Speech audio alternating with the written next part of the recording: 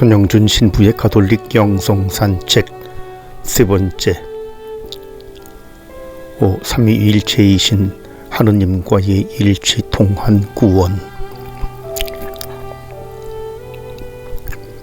초세기 사도들은 부활에 발현하신 예수님께로부터 아버지와 아들의 성령의 이름으로 세례를 베풀라는 사명을 받습니다. 오늘날 가톨릭 교회 세례 예식서를 보면 사제는 성부와 성자와 성령의 이름으로 세례를 주기 전에 영세자에게 전능하신 천주 성부와 외아들 우리 주 예수 그리스도와 성령을 믿느냐는 질문을 하고 영세자의 고백을 듣습니다. 그만큼 삼위일체 신비가 중요하기 때문일 것입니다. 가톨릭 교회 교리서도 지극히 거룩한 삼위일체의 신비로 바로 그리스도인의 믿음과 삶의 핵심적인 신비이다. 이는 하느님 자신의 내적 신비이므로 다른 모든 신앙의 신비의 원천이며 다른 신비를 비추는 빛이다 라고 언급합니다. 삼위일체 단일성을 지닌 한 분의 하느님.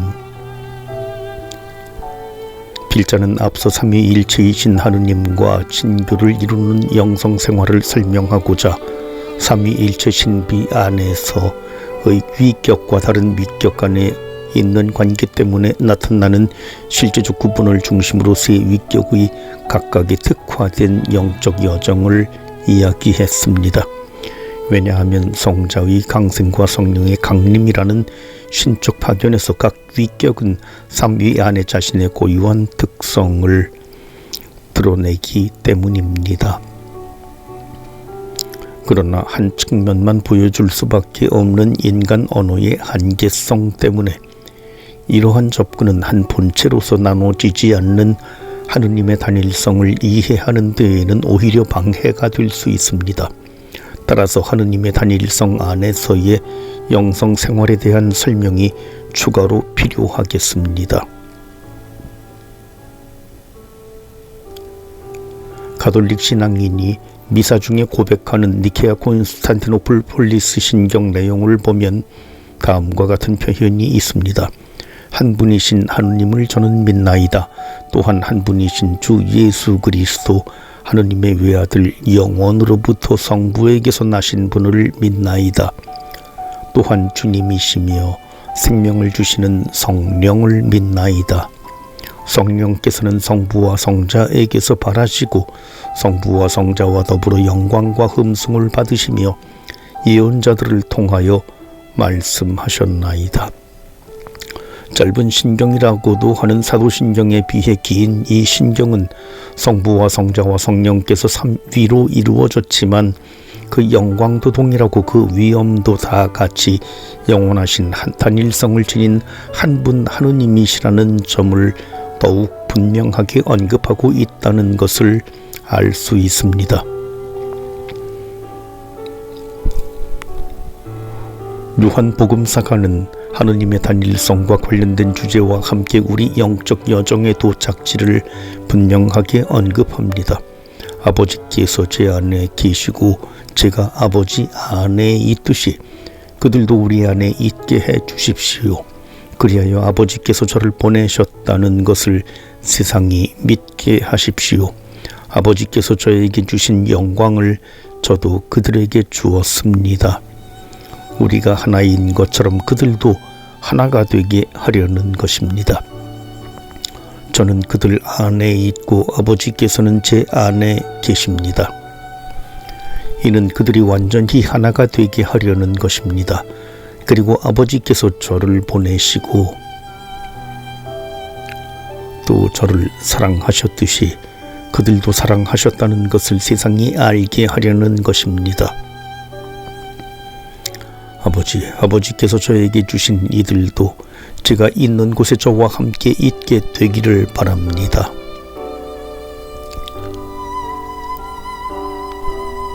아버지와 아들이 하나라는 예수님의 언급은 삼위일체이신 하느님의 단일성을 의미합니다. 그리고 하느님의 단일성을 본받아 우리도 하나가 되어야 한다고 언급합니다. 이렇게 예수님께서 알려주신 하느님의 계획은 모든 사람이 서로 하나됨을 통해 궁극적으로 하느님과 하나 되는 길을 걷게 하려는 것입니다. 게다가 예수님께서는 당신이 가실 곳에 우리도 함께 하길 바라십니다.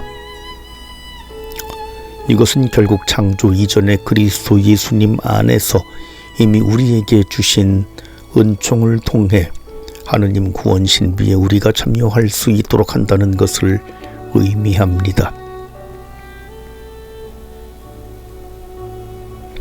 따라서 가톨릭 영성 생활은 전능하신 천주 성부와 강생하신 성자와 강림하신 성령께서 함께 하신 공동 작업을 통하여 이룩한 구원의 신비에 참여하고자 삼위일체 신비에 일치하여 머무는 삶인 것입니다. 그러므로 신앙인의 영적 여정은 삼위일체 신비 안에서 자신의 구원을 위하여 하느님의 구원 은총과 사랑에 감사하며 하느님과 일치하고자 노력하는 방향으로 나아가야 한다는 점을 기억해야 할 것입니다.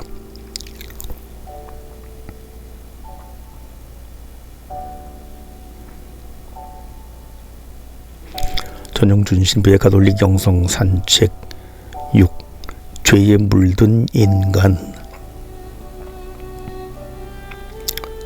가톨릭 신앙인이 삼위일체 신비에 참여하는 것은 결과적으로 구원의 신비에 참여하게 된다는 것을 살펴보았습니다.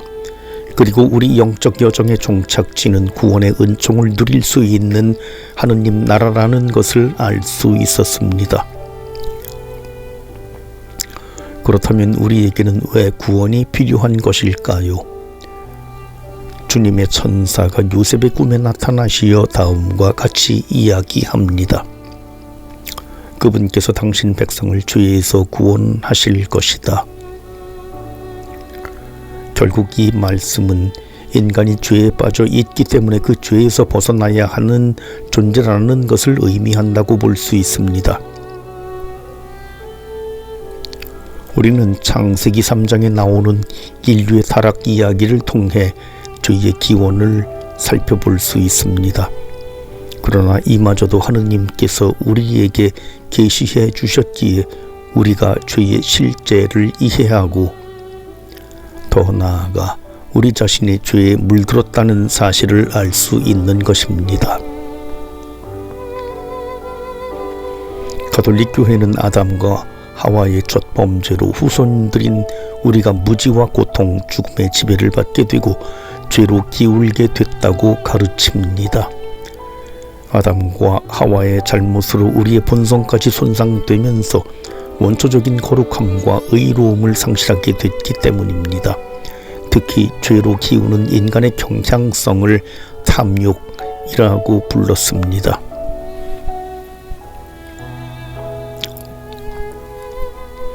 그런데 탐욕은 하나의 경향성이므로 죄 자체라기보다 죄의 힘이 우리 안에서 영향력을 발휘하는 것이기에 투쟁으로 제거할 부정적인 에너지입니다. 가톨릭 교회 교리서는 죄의 개념을 다음과 같이 정의합니다. 죄는 어떤 것에 대한 삐뚤어진 애착 때문에 하느님과 이웃에 대한 참다운 사랑을 저버리는 것이다. 죄는 우리에 대한 하느님의 사랑을 거슬러 맞서며 우리 마음을 하느님에게서 다른 곳으로 돌리게 한다.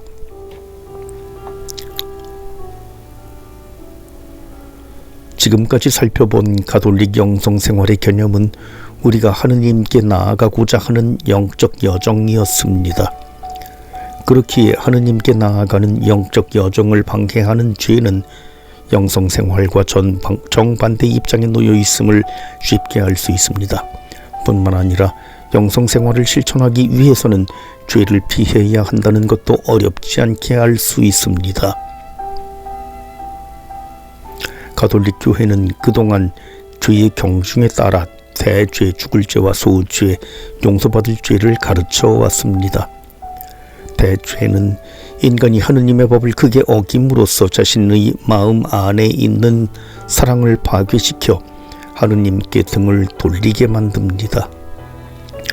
즉 하느님과 비교조차 할 수 없는 피조물을 하느님보다 훨씬 낫다고 여기게 되는 것입니다. 그에 비해서 죄는 하느님을 향한 사랑의 상처를 입히지만 그 사랑을 완전히 없애지는 못합니다. 따라서 하느님께 나아가야 하는 것을 직접적으로 방해하는 대죄뿐만 아니라 되풀이하면 악습이 대죄를 불러 일으킬 수 있는 소재까지 제거해야 영적 여정을 순조롭게 걸어갈 수 있을 것입니다. 죽음을 가져오는 대죄는 뉘우침을 통해 제거해야 하고 우리 안에 무질서를 일으키는 소죄는 지속적인 사랑의 실천으로 제거해야 합니다.